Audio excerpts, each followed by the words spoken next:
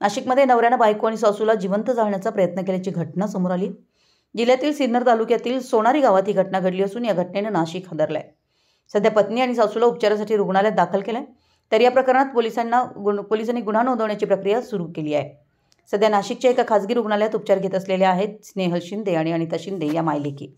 यांची ही अवस्था केली आहे स्नेहल शिंदे यांचा नवरा केदार हंडोरे यानं।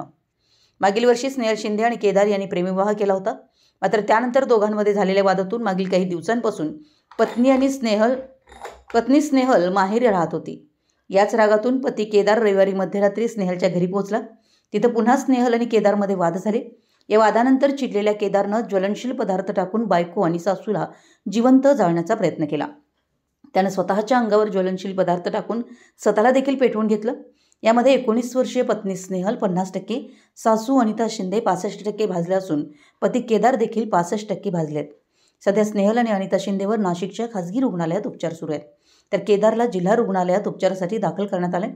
ही घटना उघडकीस आल्यानंतर पोलिसांनी तातडीनं घटनास्थळी धाव घेत संपूर्ण घटनेचा तपास आणि पंचनामा केला असून केदारने कोणत्या ज्वलनशील पदार्थाने बायको आणि सासूला जिवंत जाळण्याचा प्रयत्न केला यासाठी फॉरेन्सिक टीमला घटनास्थळी पाचारण करण्यात आलं असून सिन्नर पोलीस ठाण्यात या संदर्भातील गुन्हा दाखल करण्याची प्रक्रिया सुरू आहे। या घटनेतील पीडित पत्नी आणि तिचा पती यांचे आधीपासूनच नातेसंबंध असल्याची देखील माहिती आहे। गेल्या काही दिवसांमध्ये कौटुंबिक हिंसाचाराच्या घटनांमध्ये मोठ्या प्रमाणात वाढ झाली आहे।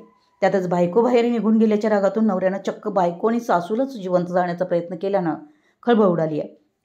पती पत्नीमधील वाद हे सामंजस्यानं सुटायला हवेत। वेळप्रसंगी समुपदेशनाची देखील मदत घ्यायला हवी हे या घटनेवरून स्पष्ट होत आहे। नाशिक प्रतिनिधी मराठी यस न्यूज।